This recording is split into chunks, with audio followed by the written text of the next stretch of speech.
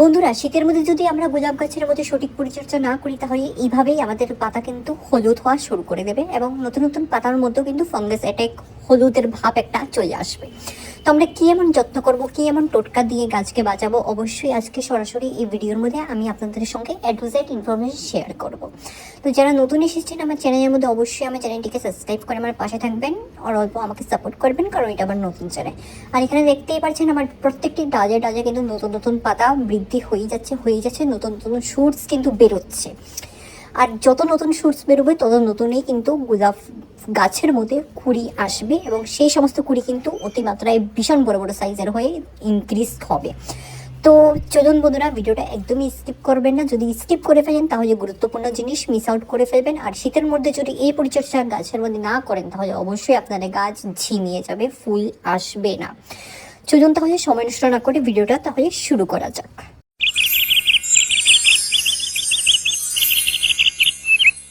নমস্কার বন্ধুরা, কেমন আছেন সবাই? মিকি মিনিস গার্ডেন্সের মধ্যে আপনাদের সকলকে স্বাগত জানাচ্ছি।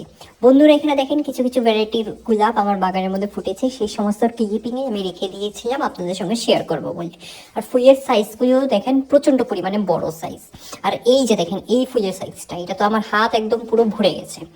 তো এই সময়ের মধ্যে, এই শীতের মধ্যে কিন্তু গোলাপ গাছের বৃদ্ধি হওয়ার সময়, আর বৃদ্ধি যদি হয় একবার তাহলে সেটা অগণিত হতেই থাকবে, আপনারা আটকাতে পারবেন না। অনেকে বলছে যে ওদের গাছের মধ্যে বৃদ্ধি নেই, কোনো ডালের মধ্যে নতুন পাতাই আসেনি। সেটা কেন, কিসের জন্য, আজকের এই ভিডিওর মধ্যে আমি সহযোগ সহকারে আপনাদের সঙ্গে সমস্ত ইনফরমেশন শেয়ার করব। আর শীতের পরিচর্যা এবং এই সময়ের মধ্যে আপকামিং যে মাস আসছে এবং এত পরিমাণে ফুলে ভরে যাবে যে আপনারা গড়ে শেষ করতে পারবেন না এবং পাতা ঢেকে যাবে, গ্যারেন্টি দিয়ে বলছি, যদি এই পরিচর্যা অবশ্যই ফলো করেন। আর এখানে দেখেন খুব সুন্দর এবং দুর্দান্ত লাগছে, একটা একটা কালার অপূর্ব। এই সবাই চাই কিন্তু বাগানের মধ্যে গোলাপ গাছ যেন থাকে। আপনারাও যদি নাই আপনাদের বাগানে, তো শীঘ্রই নার্সারি থেকে নিয়ে আসুন আর প্রতিস্থাপন করে ফেলুন। আর যদি আছে সেই গাছটাকে বুস্ট করে ফেলুন। বন্ধুরা, গোলাপ গাছের মধ্যে যত নতুন ডাল বেরোবে তত নতুন কুড়ি আসবে এবং গাছ কিন্তু ভরে যাবে। আপনারা এখানে দেখতেই পাচ্ছেন আবার ডালের মধ্যে নতুন নতুন কিন্তু রুটস বেরোচ্ছে, নতুন নতুন ডাল বেরোচ্ছে। তো আরেকটা কথা আপনাদেরকে বলছি যে পাতার সমস্যা কিন্তু অনেকটাই হয়ে থাকে গোলাপ গাছের মধ্যে।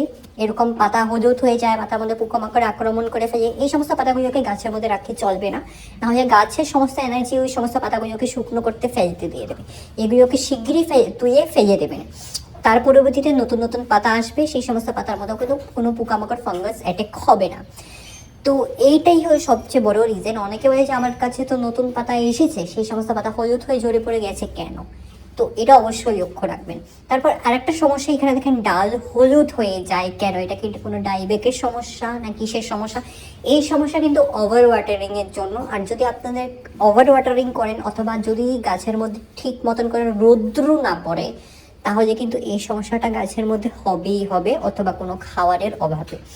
যখনই এরকম কোনো সমস্যা দেখবেন শীঘ্রই কেটে ফাঙ্গাস এবং ফাঙ্গিসাইড দিয়ে দেবেন, যেটা খুব ভালো, গাছের মধ্যে ডাইরেক্ট সমস্যা দেবে না। আর তো যত আপনারা এরকম কাটাই সাটাই করবেন ততই কিন্তু নতুন নতুন পাতা বেরোবে। আর যখন আপনারা কাটবেন, ঠিক একটা প্রসেস আছে কাটার, সেই প্রসেসটাকে ফলো করে কাটবেন। 3 পাতার নিচের থেকে কাটবেন, 5 পাতার উপর থেকে, 3 পাতার নিচের থেকে।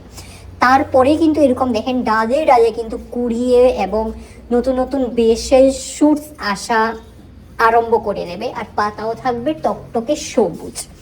আর নিয়মিত কিন্তু গোলাপ গাছ শাওয়ারিংকে খুব ভালোবাসে। রোজ সকালে এবং 7টা সাড়ে 7টা নাগাদ আপনারা ওয়াটারিং স্প্রে করবেন, যেহেতু এখন ঠান্ডার সিজন। এই শীতের মধ্যে কিন্তু জল পরিমাণে ঠান্ডা থাকে, তো সেইটার স্প্রে অবশ্যই করবেন।